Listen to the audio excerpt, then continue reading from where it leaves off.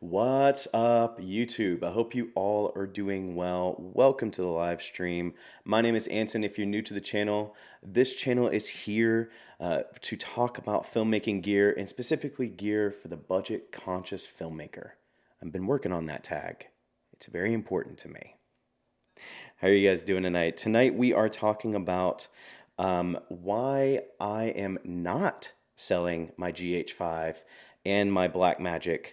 And so I'm going to go over some of my my reasons, and then I also have a guest here in a minute, Alex Miner. You guys probably have already heard of Alex.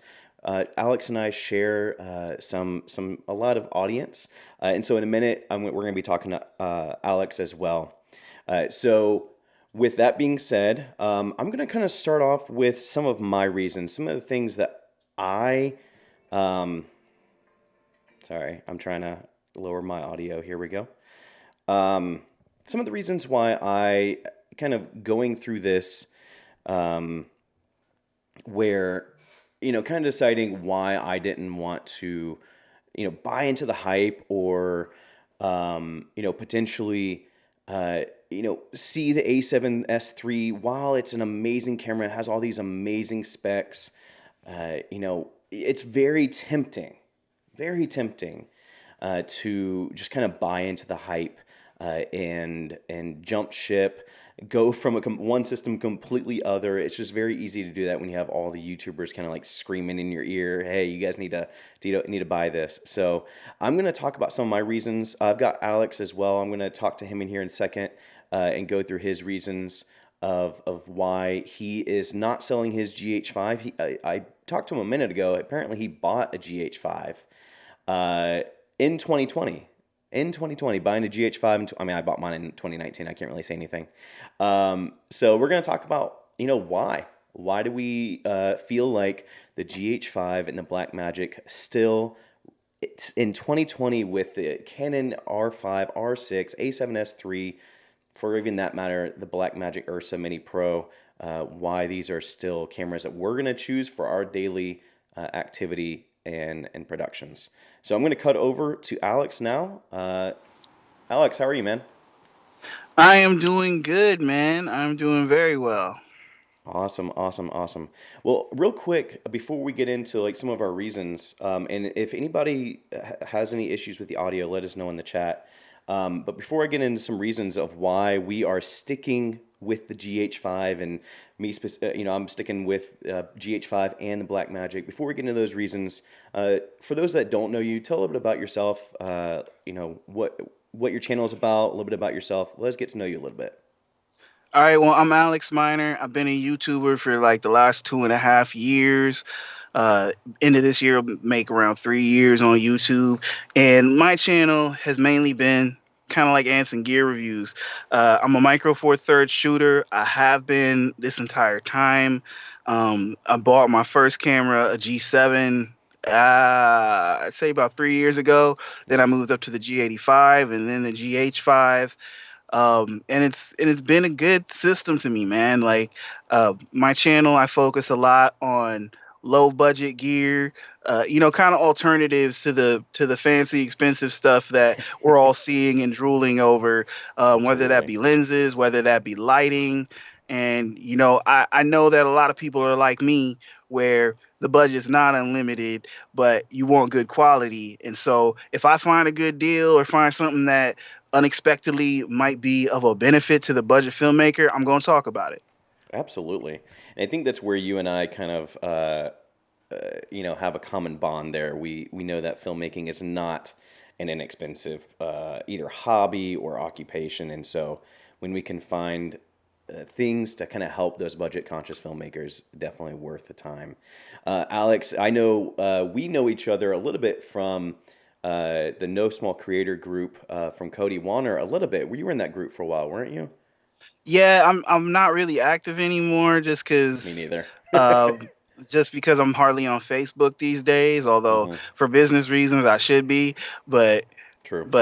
not there nearly as much as I should be with any of those groups. But I'm trying to come back. Trying to come back. Absolutely. Yeah, I haven't been active a lot on there either. That being said, thanks for kind of getting us up to speed on yourself. I do want to dive into some of our reasons because I don't want anybody obviously get hate comments and being like it takes like 5 minutes for you to get to what you're talking about. So we all know Right. that happens.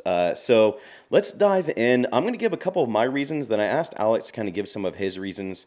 Alex hit me up before the stream today and was like, "I have a lot of feelings about this. Can I come on?" And I was like, "Absolutely, absolutely." So a couple of the reasons why, seeing the announcement of the A7S3, don't get me wrong, and I want to make this clear. This stream is not for people that, uh, that need to buy the A7S3 for maybe their production. Maybe the A7S3 is the tool you need for what you're doing and for your project. This is not a video to say you shouldn't do that. That's not the case. It's not for people that are already in the Sony system, already in Canon, whatever you want to do, and you're looking for a good full frame camera, you're looking for something like the A7S III. This video is not for you, and I appreciate you guys joining, but this video is not for you. This video for me, and I know Alex probably feels the same way, is more for people that are either GH5 Blackmagic owners that feel that kind of pressure to switch because this new fancy system and everything. And it's also for shoppers. People that are shopping for the GH5 or potentially the Blackmagic see the A7S III and think that that's the one they should go with because now it's the newest, latest, and greatest. And so that's who this video is for. So before we go too far in, I wanted to make that clear. This is not a Sony bashing or anything like that. Alex and I, this is our preference. GH5, Blackmagic, this is our preference, and this is what meets our needs. So going into that, a couple of things, just kind of a couple of bullet point reasons why I'm fully content with the GH5, and I just so happen to be making a video this week on my rig, so that's why this is hanging back out here. Not to Nice. like be like, hey, this is my rig, whatever. I But just it got looks done so filming a pretty. video. I was like, come join the stream. Um, so first and foremost for me, and I'm kind of go back and forth, and I'm actually very curious about kind of Alex's reasons because for me it's a little bit back and forth between the relationship of the GH5 and the Blackmagic. Because to me, this is an amazing filmmaking setup of having these two cameras, and these two cameras complement each other very well. I thought about for a while owning two GH5s, and I know Alex, you had just mentioned you bought another GH5. But I thought about for a while owning two GH5s because, consistency and everything like that. Or even potentially owning two Blackmagics to have that same consistency. But I really do feel like these complement each other very well. And some of those things are, and this is starting off my reason, is just image quality. This is my main camera right now, the Blackmagic. This thing is not small. It's not small. I've gotten the footprint of the rig a little bit dialed down to where it's not just so like gaudy and but it's not small. I will gladly tote this thing around for the image it produces. And so for me, the image is what's more important. You have stuff like 4K, 120 frames per second, all the things that the A7S has. But I've used Sony cameras, I've used GH5, I've used everything, and I still prefer the image that comes out of the Blackmagic. And on top of that, B-roll. One of the things I feel like was an oversight for Sony was no internal RAW.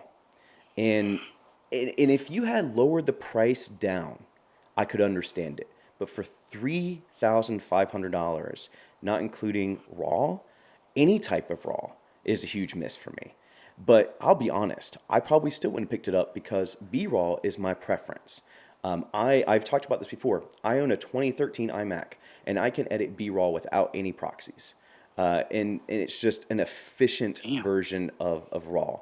Now, some can argue it's not like true RAW, and I've heard that argument before, but I still get a lot of the benefits that whatever true RAW is out of B-raw. And so that's the hugest, one of the biggest reasons for me is just overall image quality as well as B-raw. And so, I feel like that's one of the big reasons why I know I'm not switching. And I actually don't want to like completely take over the whole conversation. So I have a couple other points, but Alex, I'm curious about one of your points. What's one of the reasons why you might not be switching? Well, the first one is the money. Hmm. Uh, you know, this this is the new baby, and and for the price of one A7S3 body, I can get three of these. Yep. Yep. I picked this up eBay, $1,000, 9.99. Yep. And the thing is, to me, basic and dollar for dollar, there's no comparison. Yep. You know what I'm saying? Yep. Uh, to me, with what was announced, the feature set, everything, I took the time. I don't want to be hater. I took the time. I watched Gerald Undun's breakdown Hmm. video, all 26 glorious minutes of nerdiness, Oh my goodness. and Seriously. I mean, it's an amazing camera. Yep. And I'm kind of infamous because with Sony users, because last year I put out a video that said the Sony A7S3 is dead. Because I at that point I didn't believe it was ever coming out. Like Yeah. Sony was always saying, yeah, it's coming, it's coming, it's coming, but they wouldn't commit to the fact that it actually existed. And so, Hmm. and by that time, we're 3-4 years down the line from the Sony A7S2. I'm like, it's never coming out. Like whatever for it's I didn't believe it. Still didn't Yep. believe it until I saw Gerald's video. Like even with the it's going to be announced on this date. I'm like, it's not happening, It's dude. not happening. Like they've been saying this for so many years. It's not happening. Um, so I mean, if budgets were unlimited, if money was not a concern, if I had a company that was, you know, billing $100,000 every month, I probably would be switching to this A7S3. Not Right. gonna lie. Well, If it were a perfect world, COVID-19 wasn't a thing, and money was falling from the sky, I'd probably be switching. But that's not my reality. I'm a budget yep. filmmaker. My clients' budgets aren't unlimited. I make decent money, but when it pound like I don't like I could buy three of those for the price of one of those, I mean, or I could buy two of those in a massive lens kit. Like I you know, mean, I'll like chime in on that. Like that was one of my reasons too, right? Was price. Because like this and this with this entire rig, you're right, I could buy all of that for under what somebody would pay for the A7S3. It's price wise, yeah. I and mean, I mean, we could trick out these cameras like wireless follow focuses, like the best monitors, like all sorts of goodies and mhm. attachments and things. Like you could don't get me started. But being the budget kind of guy I am, like I mean, even if I'm only spending 2 grand, I can get GH5 and a rack of lenses. Mhm. You know, Mhm. Get it, a whole like Rokinon kit. broken on kit. If you wanna look up the old SLR magic lenses and stock them on eBay, you can get Oh some, yeah. which I have in the last year. I've uh so and then just all like you've been reviewing all the budget super duper budget lenses that are Yep. available for the GH5 Micro Four Thirds system. Like you ain't getting that for No. Sony. Even No. even disregarding this body, any any full frame Sony body, you're not going to get budget lenses the way you can get budget lenses for the GH5. Well, I mean, you sure 100%. And I mean, if you my original like why I switched from the A7 III to the GH5, like that was one of the biggest reasons was the price of this system is not just the body; it is all the lenses that you're going to get for it as well. And don't get me wrong, there are plenty of companies that are doing a great job at putting out budget alternatives. I've been working alongside with Sigma a lot lately, and they have some amazing glass for pretty relatively inexpensive pricing. And that's one. And then of course you got to think about like Tamron. Tamron's put out their E mount series. Like those are still great, but even those are sacrificing you know, things here and there to get that budget down. Tamron is able to get that because it's a primarily plastic body. No OSS, which I'll get into here in just a minute because that's one of my reasons. You know, it's you're sacrificing something, and I think if you're a hybrid person, and I can't answer for you, Alex. I know for myself, and I've talked about this before on other channels. I'm a video filmmaker. I'm not a photographer. And so if you are a photographer, then again, this may be more up up your alley or things you may need to consider. But as someone that is kind of immersed in filmmaking or video content, you're not interested in photography, and you're looking at good or even excellent video centric cameras, look no further than in these two cameras for various reasons, you know. And so absolutely, man, absolutely. It's funny. What was that? That was the it kind of transitioned to another point that I had was another reason for me is IBIS. It was it was it was a big reason why it was a big reason why I switched, and it's even said in that initial video when I've only had the GH5 for like a month. Alex, I think a little bit audio is coming through on your end on a monitor or something. Um, Turn down. but you're fine. But basically, IBIS is one thing because here's what Sony does, and I can appreciate it. Sony IBIS is, and it kind of light bulb went off when I watched Potato Jet's video, because Potato Jet was talking about how Sony, their IBIS is weak enough to where you're not going to get the wobbly corners on like some of the maybe the wider lenses or things like that. And what they do is they kind of rely on the fact that you're going to buy lenses that have stabilization, and that's what they kind of use there, and that's what they kind of focus on to make sure that system is solid. Well, Okay. that's all fine and good, but when you do start using Seven Artisans lenses, or you do because they're offered an E mount, you have to go into crop mode, but when you start using these budget conscious lenses, or even for that matter, Sigma Tamron, those aren't stabilized. When you start using those, that IBIS might as well not even be there. I mean, one lens that comes to mind, and this is one of the things I even talked about in my initial GH5 video was the Rokinon 85 millimeter. I love that lens. I have the T15 version of it, and I remember filming on with that on my A7 III and getting shaky footage and like, okay, well, I guess IBIS is not all it's cracked up to be. And then when I sell my A7 III, keep it for the GH5, and I'm actually seeing everything being stabilized, it blew me away. And there was a short film that I put out called Be the Change, where I shot it entirely on the 18 to 35 and the 85 T15, and it was all handheld. And that was even when I had the Black Magic. I know when I'm doing run and gun, I'm going with the GH5, and so that's why, you know, going back to the idea that these complement each other is a huge thing, because again, Sony has IBIS, but Sony's IBIS really does rely a lot It's almost not worth on. having No, it's from, not. and I mean that's from talking to people who use Sony cameras. Like Hmm. they're like the IBIS is almost not worth having, Yep. and that's a big reason for me too. Like I'll be real, when I bought my G85, which Hmm. I had for a year and a half before I moved up to the GH5, Hmm. that completely changed the way that I shot.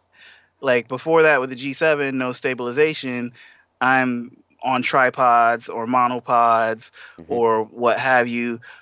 Ibis completely changed my filmmaking. Oh yeah. Now, unless I'm doing an interview, most of the time it's handheld. You know, Yep. like maybe sometimes I bust out a slider. Very rarely I break out the gimbal, but most 90% of the footage is handheld. You know, and then like the GH5 is good enough that for some movements you can fake the gimbal shots. Yep. You know, with handheld.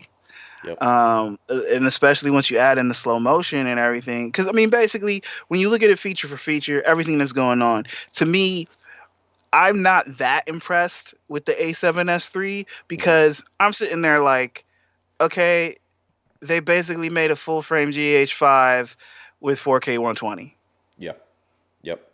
and the IBIS won't be as good, I mean, and don't get there's me no wrong. scopes. Like, I think, yes, very true.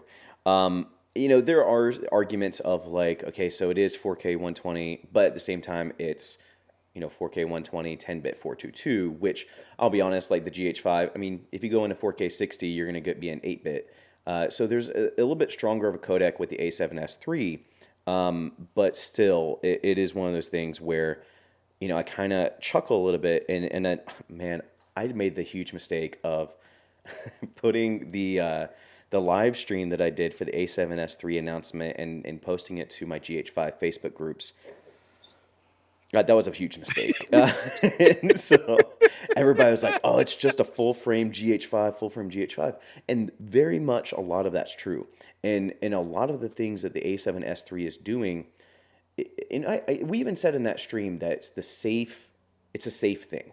It's what they should have been doing 2 years ago when the GH5 when the GH5 was introduced, and they should have upped their game then, but obviously waited on that to where it is,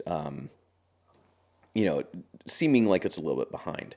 I apologize if I'm looking down and trying to get the chat back up No, in the well, stream. So I just say I think I think the reason that they waited this long is because they couldn't make it work till now.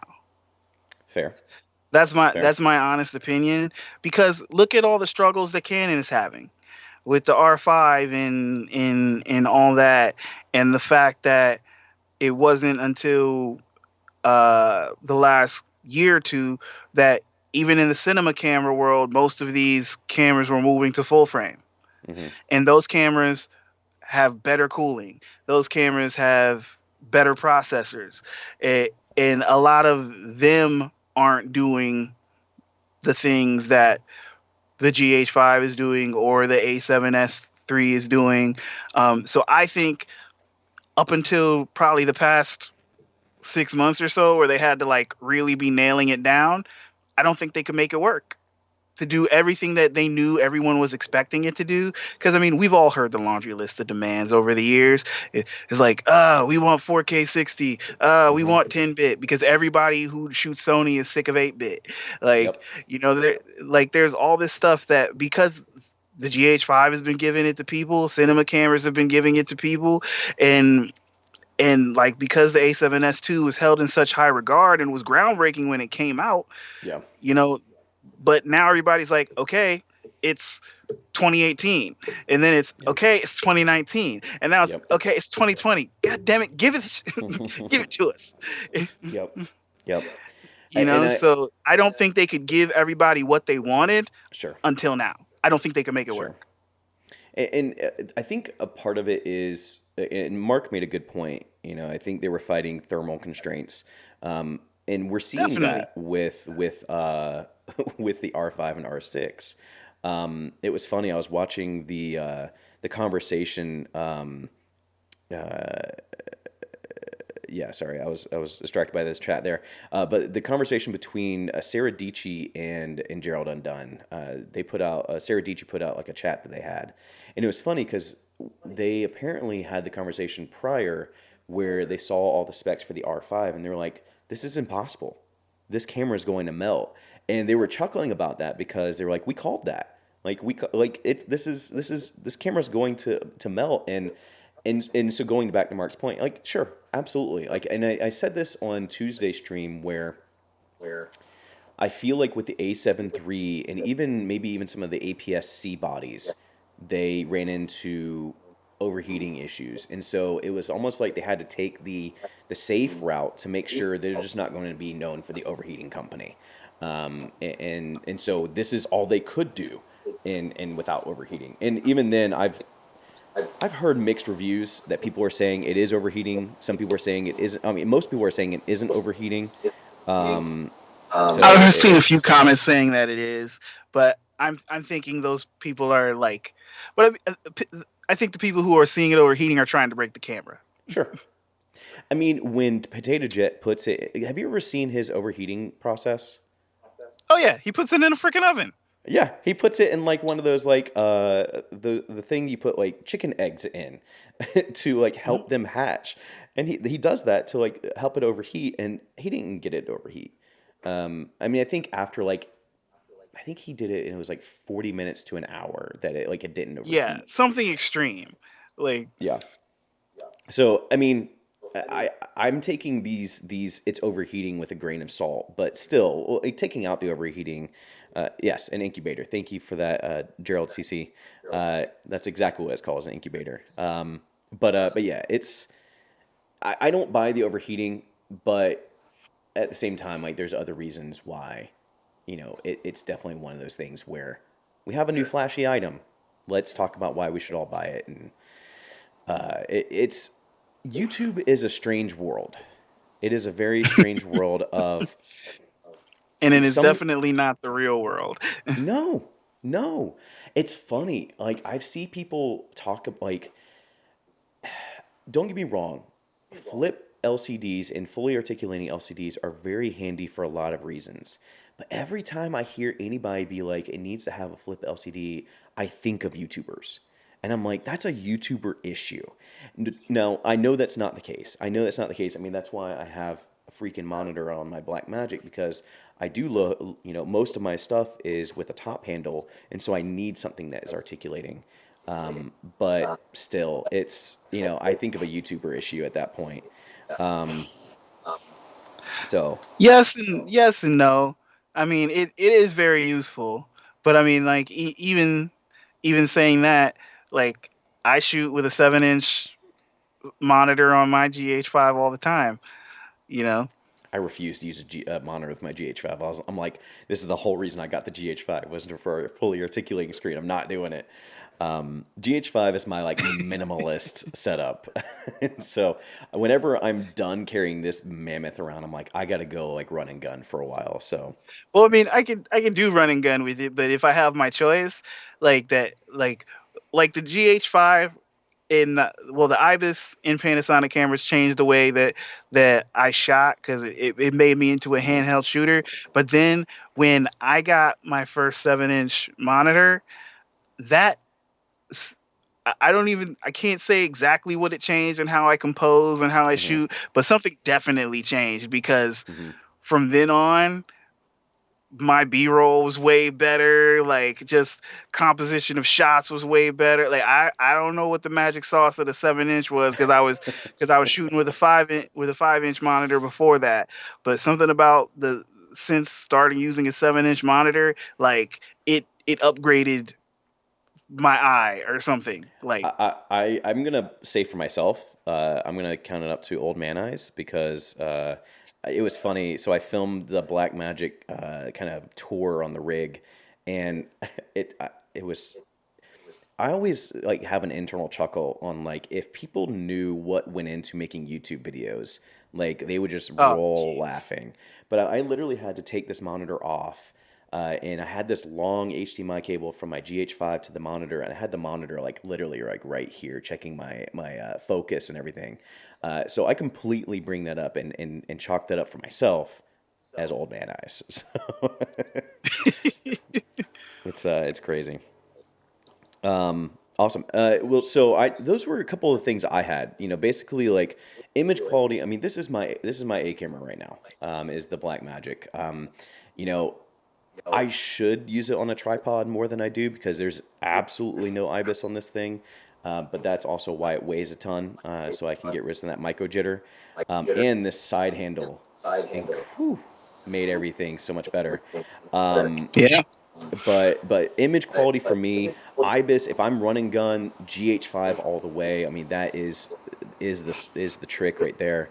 Um, and and then price for me. Like we both said, you can buy 3 or 4 GH5s. I can buy GH5 and a Blackmagic fully rigged out for the price of the A7S3. And I wanted to say like, okay, well, people are gonna say, well, that's 2 cameras for the price. Like, you have all this in one camera. Like, why don't you just buy this one camera that does it all? When's the last time you went to a paid gig with one camera? Like, you're just not gonna do it. And so invest in maybe I cameras that always will go to a complement each gig with other. at least three. Yeah, I mean, I don't roll like that, but at least two. And so, yeah, at least two cameras, having one for backup, and then when you're doing interviews, having a B cam. Like, so you're not gonna, and for me, and I don't know about for you, Alex, but like for me, if I'm buying the A7S III, that's my only camera I'm gonna have for a while because I'm probably gonna Oh sell yeah. both of these and get that. And so, um, that's a big thing. And the other thing is like the camera's not even shipping till like middle or end of September. And with the way the world is right now, anything could right now anything could interrupt the supply chain. Yeah, absolutely. I mean, there was that whole thing that there was some other stuff that happened. What was the earthquake or the tsunami that what else? There was something else that like affected the supply of the sensors like 2 years ago. I can't remember what it was. But yeah, That it's might have been things can tsunami. happen. Yeah, I think it was the tsunami. Different gamer, what's up, man? How are you doing? I see you just joined the stream. Welcome. Um, so Alex, any other reasons? Anything else you want to mention? Uh, just it's good enough. Like Yeah. it's good enough. Like there's nothing that the Sony A7S III really offers, uh, other than low light performance Hmm. that is enough of a game changer from the Panasonic cameras to really say, all right, let's chuck all the old stuff out and Yep. buy all new stuff. Yep. Now, if you're already in the Sony ecosystem, Sure. if you're already a Sony shooter, have all the lenses, everything, and you're making money on a daily basis, weekly, monthly basis with your camera, okay, upgrade might make sense. But if you're on any other system and you never shot Sony in your life, like chucking everything out to go A7S III makes Yep. absolutely no sense. I mean, that's what I said at the beginning is basically like, okay, this is not about like if it makes sense for you to go for the A7S III, by all means, go for it. Be happy with that. And also, like to be clear, like if I can get my hands on this camera to test or to rent, I'm definitely Oh doing yeah, I'm that gonna just to rent kind of it. like, I'm gonna yeah, rent it and make some I'll rent it. videos. Hit up some Like, lensrentals.com. Use the code Anson and code to get 15% off. Um, but anyways, no, I'll definitely rent it. It's a great camera, but I think the thing, and going back to your point, Alex, is the ecosystem, right? Like, how many times, and I think being in YouTube, it inflates this thing of basically like how easily people switch systems. When the freaking Zcam E6 came out, or S, the full frame 6K Zcam, we talked about this one before, but how many people said I'm switching from Blackmagic to the Zcam, and then like 2 weeks later they're like, okay, well Z-Rog can't do anything. It's not really hey, doing what I want, and in the YouTube world specifically, people are so easily switching. Who is it? Matty Habuya's brother. I always forget his name, but I haven't watched it yet. Teppo. Yeah. He literally just put out a video of why I'm switching back to Canon after he just switched to Olympus like 6 months ago, and I'm like, He switched to Olympus. yeah. I mean, poor him because I mean, R.I.P. But seriously, yeah, he switched to Olympus. He Hey, you can. Hey, anybody who's listening, if you're interested in Olympus cameras, you can pick up the EM1 Mark II on eBay for about $800, I mean, they're good cameras. They're and great cameras. it's got great autofocus, so Great you can't autofocus, and complain about the it has autofocus. decent IBIS too, doesn't it? I mean, because Oh, it's Olympus is always known for people IBIS. argue that it's better IBIS than the Panasonics, Mm-hmm. and that they came Yeah. out with IBIS first. Yeah. I mean, there is that debate. So I mean, absolutely. Now the company will not be able to support the camera. Well, maybe I don't know how they're dealing with that, but they It'll are not exist in around. some form or fashion. Sure. Sure. I mean, so I get it in some sense that he's switching back to Canon because of potentially that reason. But all I saw was there is a factor of YouTube of like the whatever's trending at that time. I mean, the whole reason we're probably having this conversation is because it's a topic of the week, and Oh and yeah. so it's a dangerous thing. And so, as somebody that spends basically their part-time job as a YouTuber, I'm gonna say, please don't buy the A7S III just because a whole bunch of YouTubers said you should. Um, so Think about it. think about it. I mean, that's pretty much what Alex and I kind of like dedicate our channels to be. Is again, we said at the beginning, this field is expensive. Don't make it more expensive than it needs to be. Know the stuff that you're And working learn to with. manual focus. Yes. It is hilarious how much like dude, I'm serious. I unlearned how to autofocus. I pick up an autofocus camera now and I'm like, I don't know what I'm doing. I forget sometimes that the Panasonic, both of these cameras have autofocus, but I don't even try. I don't ever try Yeah. with it. No, So most of my lenses are manual. yeah, yeah. And that's why I'm so like, dude, I'm all about to be, I've debated on just like my entire lens rig to be seven artisans just to like buy into that system. If they were just a little bit bigger, I would, just so that I can put it on something like the Black Magic and my matte box isn't like all the way up against the camera.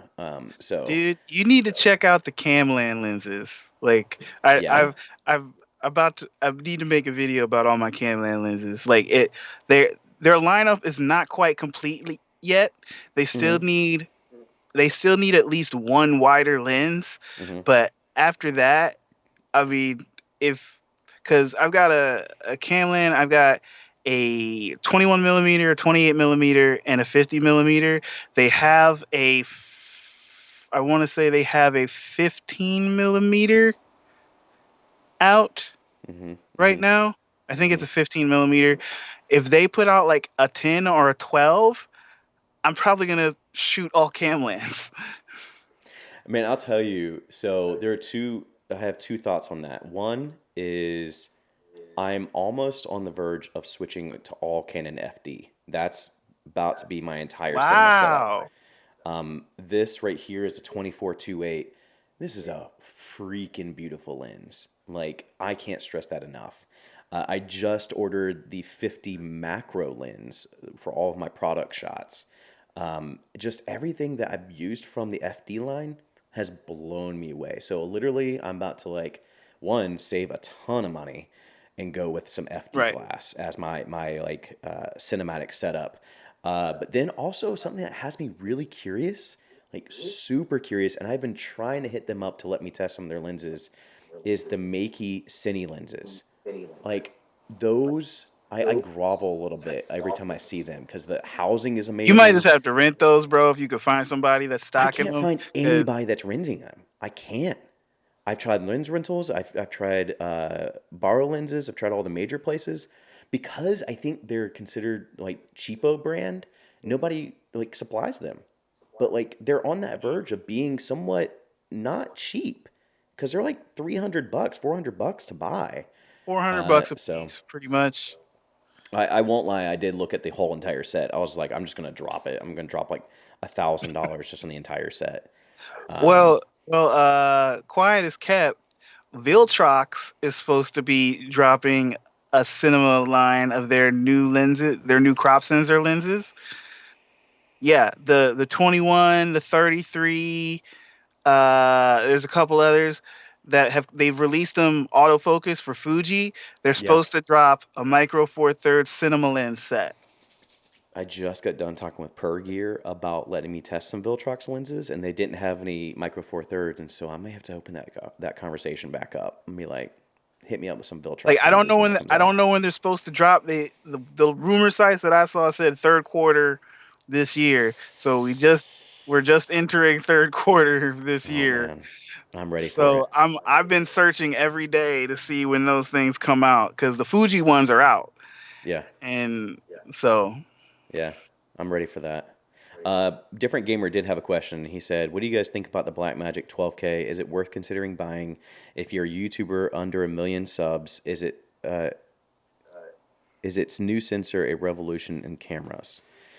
I don't think anybody who should be buying that camera who is not making money every single day from shooting. Like if you have Yeah. there unless you just want to stunt on YouTube, like some of these dudes who went out and bought Reds to shoot their YouTube content. Like, if you're not out and that camera is making you money every single day, you do not need that camera. So Like, if basically, if you're Peter anything, McKinnon, go out. But Peter McKinnon is doing real work. Like, he's doing that yeah, documentary the and stuff doc. that he's working on. Yep. He can afford to pay a team to go out with him to shoot. Like, Hmm. so I mean, he's making real money on YouTube. Yeah. So Yeah. so It's his tough. camera actually is making him money every single day. Well, I mean, so you got to But think if about it. Like, what is it? Who is Matty Habuya's editor that just got fired, and they keep on talking oh about it? Matt. Matt And the so editor. he has a red, and I mean, in his defense, he bought the red as an investment, and his whole plan was to like rent it out when it's not being used. So I think like there's a market for that, but at the same time, like it's $10,000. Like to Alex's point, if you're not making money on a regular basis, even you can maybe argue like if you're planning on like Like, if using you're it and making renting it out, maybe, but yeah. yeah, if you're making 10K a month Mhm. from filmmaking, Mhm. fine. Mhm. That's an investment. You can say in a few months of working, it pays itself off. But if you're anywhere under that, like, look for something else. I mean, like, there are a bunch of great cinema camera options around $6,000. Um, there's oh, I'll come I'll come say goodnight, bub. Okay. It's bedtime for my son. The That's wife fair. has put down her foot. He was hanging out with me. That's Well, fair. Well, I won't keep you too much longer. If you guys need to do bedtime, I understand that struggle. My daughter like passed out like 7 o'clock tonight, so I fortunately am if off for the only. night. That's not norm. If you've seen from other live streams, I think the last one was hilarious because she like hit the wall and I jumped. Um, but that being said, yeah, to Alex's point, if you're making money on it, if you're making decent money, that's when you should. Now, I will say the sensor, I do think it's a game changing sensor.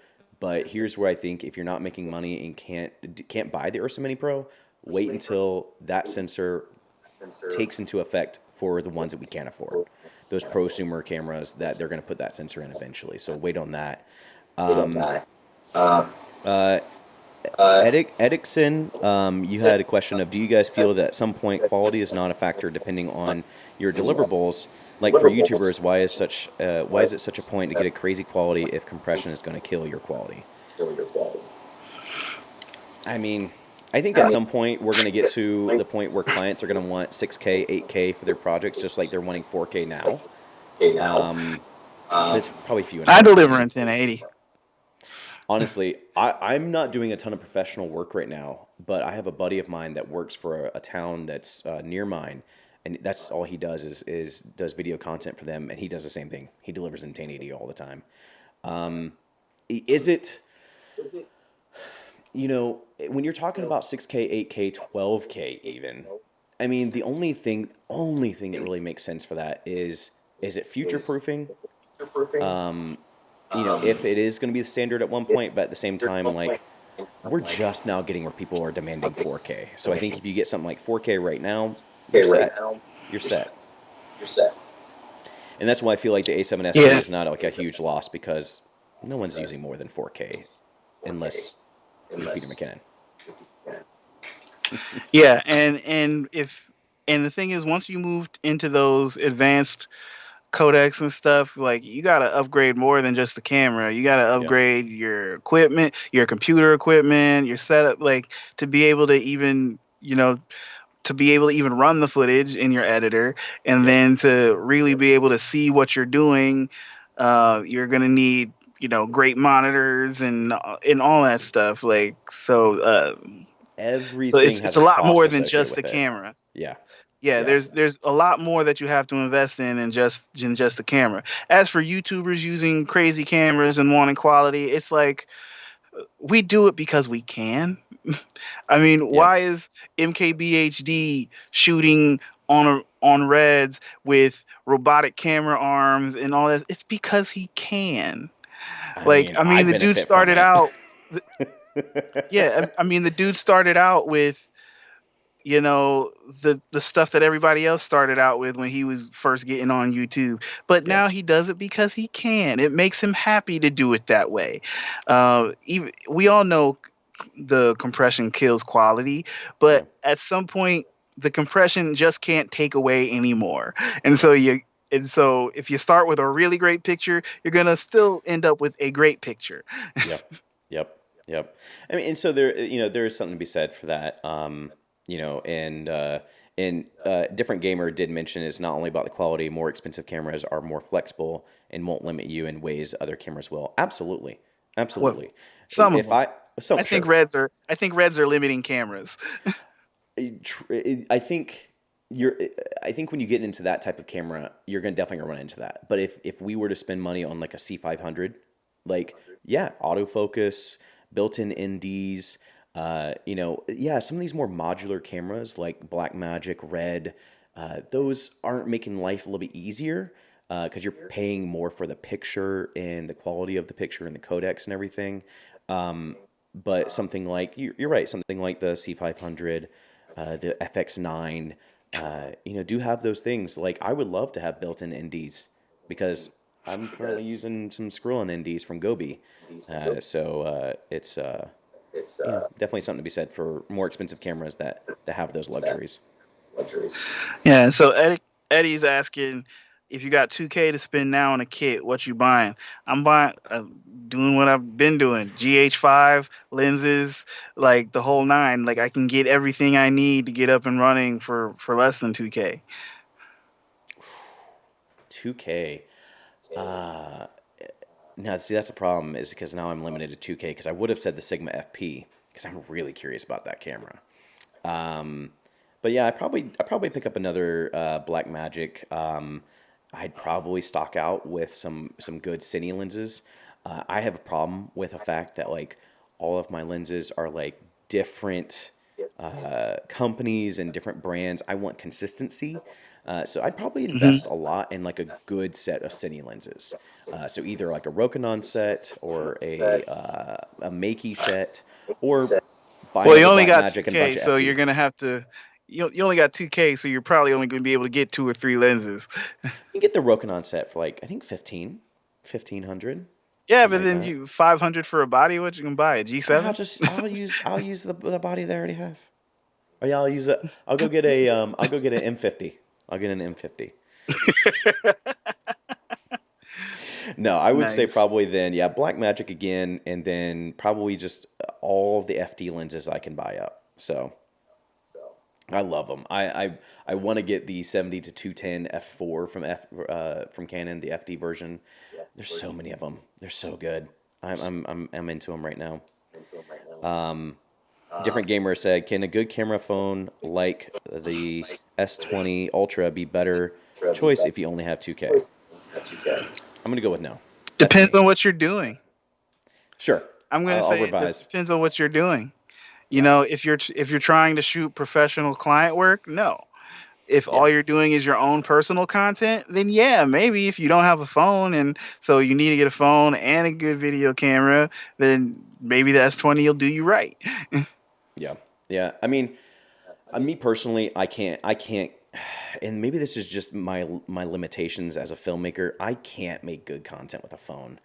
I'm struggling right now because I just got the anamorphic lens from Sandmark, and I'm like, I need to take this out. I'm committed to make some good content, but it just doesn't come as natural as like a legit camera for me. I Me have to too. work I'm the same extra way. hard. I just don't have an eye for it because like with everything being so tactical with an actual camera and even manual lenses, like I can see all the things I'm doing. I know that I don't have to add a whole bunch of like post processing like bokeh or things like that. It's all there, and so it's just really hard for me to do that. But yeah. Eddie, you were talking about cine lenses. You were saying, what are your thoughts on cine lenses? See if you out know. Go with keeping hearing good things. I would SLR Magic APOs, great lenses.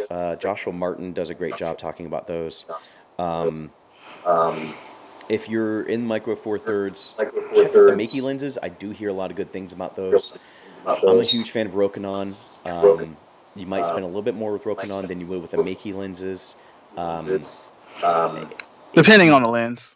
yeah, well, also depending on the version too, because the Rokinon DS are a little bit more expensive. Now, if you can swing the DS, I would do that because their colors are consistent across the lenses. That's the Okay. whole point of the DS is their color accuracy between the lenses. Um, but then I just go vintage. Like I'd go vintage. I honestly could just go vintage and like get it cine modded in some way. Check out the. I'll leave a link to the card on DIY cine modding vintage lenses. Do that because I'm all about Nice. some vintage lenses, man.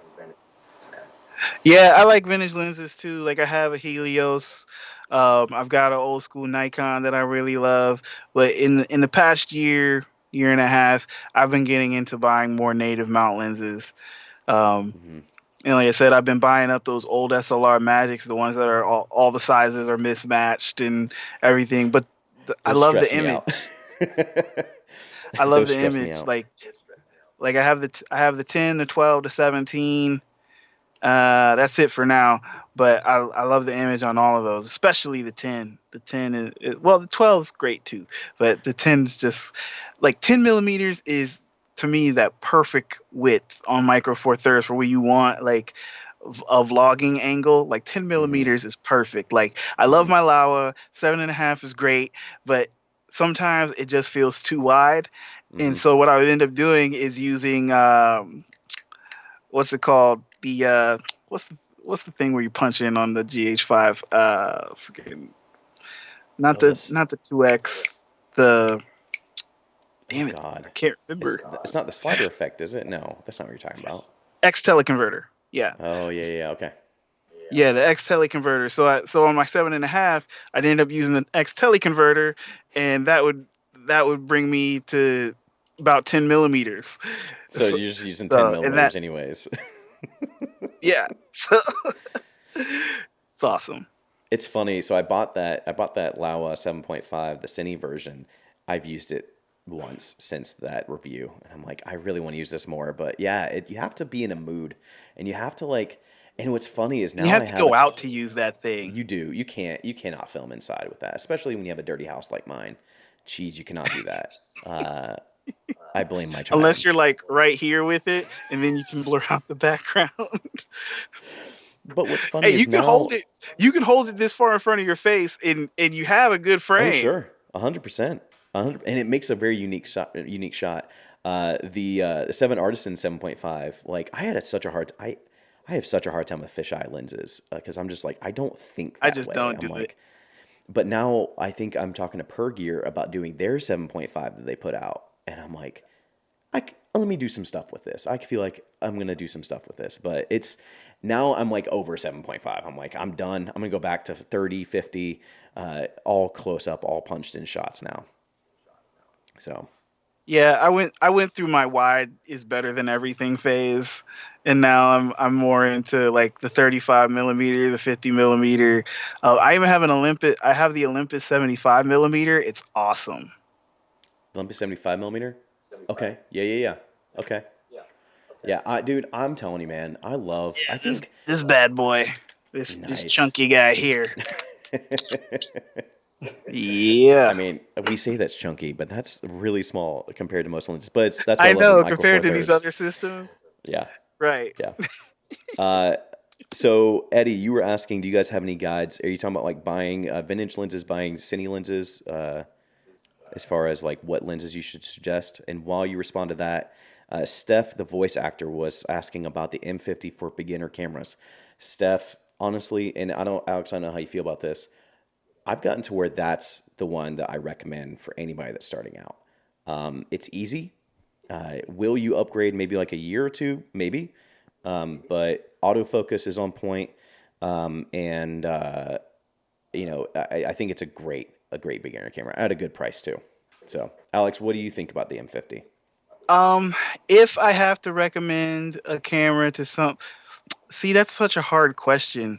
Um, for a beginner camera, like right now, just with all the cameras that are available right now, somebody's like an absolute beginner and is just wants to get started making some content. I'm actually probably going to point them at the Sony ZV-1 because it's like That's so expensive. good enough. It's so expensive, but it's good enough in all respect. Like it does a lot of the work for you. Yeah. Like Yeah. if you want to buckle down and learn the manual functions, you can, like you can with almost any camera. But you don't have to worry about lenses. You don't have to worry about, there's a bunch of stuff you don't have to worry about. Maybe if you want to step your, I don't think it has a mic jack, does it? So you might have to, The ZV-1, I come think it up with does. another. I think it does. Okay, well then you're safe. You can even add a mic to it Yeah. and up the quality of the audio. So it's for people who don't want to worry about all the details but want to get good quality for because Potato Jet has put out his video today comparing the Oh yeah. A7S3 ZV-1 and the A6600. I think Mhm. was Mhm. it the A6600 or was that the A7? I think it No, was it was the A6600. FX9. It was no, it was the Oh, you're right. A7S3, FX9, ZV-1. And there were shots where the ZV-1 was pretty comparable. Like if they weren't side by side, you wouldn't have picked that one and said, "Yeah, that's a point and shoot." Mhm. Mhm.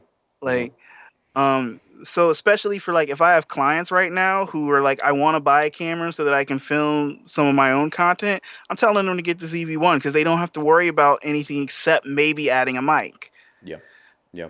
That's a good call. Good call. I like the point and shoot. The only thing Um, that I don't like about point and shoot is detachable lenses. Because at some point Right. you grow, Now, you if get you more. want to go down if Sure. you want to go down that path, then if you want to go down that path, then I'm probably going to point you to a A6400 or a Yep. A6600. Or even Um, 63. be, just because if you start investing in those lenses, they're the same whether you stay APS-C or Yeah. you go full Yeah. frame. Yeah. Um, I so will say that's one thing I there's love a about lot of Sony. room to grow. Yeah, there's a lot of room to grow there. So if Yeah. and everybody acts like autofocus they will die without it. So I mean, but there's something to be said as when and that's one reason I don't encourage people to buy most Micro Four Thirds cameras as a beginner camera, is because when you're first starting out, and I'd much rather point somebody to a camera that like I'm not fully in love with, but I know is going to be super easy to use because I'd much rather point somebody that's new to like something that they can literally turn it on, press record, and know that the camera's going to do the rest. And for me, at the price point that it is, the M50 is always the one I gravitate to because the menus are easy, the autofocus is there, everything that you need is really there, and for like $500. And so like that's why it's always a and go-to for and me. I understand that my real only sticking point with the M50 is the mount. The M mount I because mean, and Canon's in not general, investing the in it. DSLR limitations, Yeah, and I mean, you can get the Viltrox adapter or whatever if you want to, shoot 4K. So that's been taken care of. But it's the availability of the Canon mirrorless glass is really which I mean is not as much of a thing anymore because Sigma's put yeah. out their versions of Their their trilogy. APS-C lenses. Yep. They they've got Viltrox has the adapter now. So there are ways to step it up. You can Yep. upgrade the camera. Yep. Um, but then it's just like I don't want to recommend DSLRs to anybody anymore. Oh wait, Well, the M50 is a M50 mirrorless. mirrorless. Yeah, yeah, yeah. Yeah. I mean, Uh, I think the issue for I'm me was thinking of the always like, SL2. Sorry, yeah. thinking of the SL2. My issue was always like, I never want to recommend a Canon camera, but I think after getting out of the Sony system, I'm like, I'm perfectly fine with this camera. So that's why. But I will say yes, the lenses for the M mount, I honestly think it's going to get less and less because now their mirrorless system is the RF mount. And so that's what they're going Yeah, to focus on. They're not focusing on the M mount as much anymore. And so that's where it scares me a little bit with the M50. But at the same time, it's a mirrorless body. And so you're going to be able to adapt EF class, which is very readily available. And so, and, you know, adapters out there are pretty inexpensive as well. So I Yeah, from like what it. I've seen, that Viltrox speed booster works great. Yeah, yeah, absolutely. I get a couple other comments. Alex, how are you on time? I know I had planned to do this for like an hour, but are you good on time? Do you need to go? Yeah, I'm good. Okay, cool. So we got a couple comments. Eddie, as far as like a list for or like any type of buying guide, honestly, I wish I had one because I would actually use it a lot. Most of my buying of vintage lenses, which I do buy a good amount of vintage lenses, I think at this point I have just as many vintage lenses as I do like modern lenses. Um, and I love buying them because they're inexpensive and just great quality. I would say Minolta is a good company to look at. Um, what is Mark Schultz always recommends? The Takamar, the multi-coated Takamars. Mm. Check those out. Those are pretty consistent when you buy those.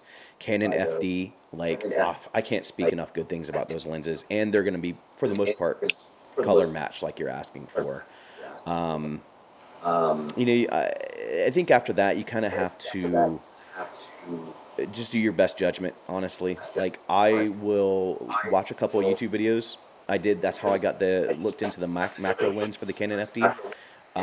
Watch a couple of YouTube videos, be like, what's the best vintage macro lens? And it just so happened to be an FD lens, and I was like, sold. I already love FD lenses. So I think it's just a little bit of that. But if you're interested in a guide, maybe that'll happen in the future. We'll see what happens. I'm gonna have to investigate some FD lenses. Dude, I'm telling you, this 24, like I have the 51.4 and I like that lens, but this 24, the colors and just the way that it just like renders the image is just beautiful. It's just And do you have that on a speed booster or is it just an adapter? it's just a passive adapter. Uh, I looked at a speed booster and I kind of did like a makeshift option. Like I bought like an FD. So I have a Nikon to Micro Four Thirds speed booster because of you, because I got the 18 to 35 Nikon version. Um, but uh, so I bought like an adapter from FD to Nikon to try to go that route, but there's just too much glass in between. So I was like, I'm good. Let me just use the passive adapter. So yeah, just a passive adapter now, and I've only done a couple shoots with it, but what I've done, I have just been blown away. So Nice. just a great lens. Quippy, what's up, man? Nice to see you here. Quippy just put out a video talking also about why he's not buying an A7S3, so you should definitely check that out. He is, however, going with the R5, so you probably not watched the last 40 minutes of our conversation. Um, I'm kidding, man. I'm excited for you. Minolta lens is really nice. So love first talking about Minolta, absolutely. Um, Yeah, check out Minolta lenses, Super Takamar lenses. I have a timer that's going off. That's awesome. I was supposed to turn the dryer on. Um, I'm trying to think of other good lines of vintage lenses. Anything Old from Minolta? Nikons are great. Hmm. Like old Vivitar. Nikon Nikkor lenses, Yep. Yep. they're amazing. Yep. Like I love my 51.4. Yep. I've seen a lot of good things about Nikon vintage lenses, which I should do because I have an adapter for it. I think I used it on one lens once, and I just haven't used it since then. Um, so yeah, Nikon and then Vivitar. I do have a couple of Vivitar, and those are good too. Those are pretty good. So awesome. Well, I think it's about 9 o'clock now. I think an hour is good for the stream. What do you think, Alex? Do you have anything else you want to contribute? Anything else you Yeah, want I to mean, mention? just before you go out and pull the trigger on a camera, make sure you do your research. Make sure that it's got the features that you really need for what you intend to do. Hmm. There's not one camera to rule them all. There is not one lens to rule them all, Nope, except the Sigma 18 to 35. There's not one. that's true. There's not one light to rule them all. Hmm. Uh, but so choose the gear you need for the things you're going to do, and don't try to keep up with the Joneses. Don't try to keep up with the Joneses. Yeah, I'll second that. I think my goal home for this was basically like, whatever you have, get damn good at that. Like make what you have, create some good content. And Are you going to get to a place where maybe you're looking at something like the A7S III because naturally your workflow goes that way? Maybe. But don't feel like because everyone's saying, again, that you should buy it, that you should master what you have. Steph, if you buy the M50, master the M50. Like, make that work for you. Make some amazing content with it. And don't think that because you're buying an M50 that you can't make as good content as somebody that is rocking a Blackmagic, a GH5, a freaking Arri Alexa, or anything like that. Yes, all these tools are exactly tools. They'll get you there, and they'll sometimes get you there in a little bit better ways and a little bit better quality, but it does not limit you from making great content. So that's my challenge to you guys. So Yeah. And I mean, if you want to see what you can do with a cheap camera, I saw this video by a dude. Well, he's on YouTube somewhere. This dude on Reddit posted a commercial he made with the G7, and oh my God, I would have sworn that was like a shoot from like the quality of the footage he got, bonkers. Like I'm a G7 advocate, and I'm sitting there like I don't know how he did this crap. Like, cause I do that all the time. I'm like, you made this with my camera? What? yeah, like the it was ridiculous. Like it looked quality wise like a big budget commercial. Yeah. Yeah. Absolutely. So master what you have, get great at what you have. All these things will come. All these things will come. I didn't start on a Blackmagic. Alex didn't start on a GH5. It will all come in due time. Master what you have, and it will naturally kind of all transition from there. So, with that being said, I'm going to go ahead. I think we don't have any more questions or anything like that. So, thank you guys all for joining. Alex, thank you very much for joining us. Thanks for having me, bro. This was fun. This was very last minute, so it was fun. I hope the stream caught up. I made everybody go on LTE, so like nothing was choppy. I hope everything works out there. But again, thank you, Alex, very much for joining. As always, thank you guys for joining. Go and find your journey. Go embrace life. Stay safe. Be happy. Wash those hands. That's right. He's doing it. Wash them hands, and I'll see you here next time. Peace.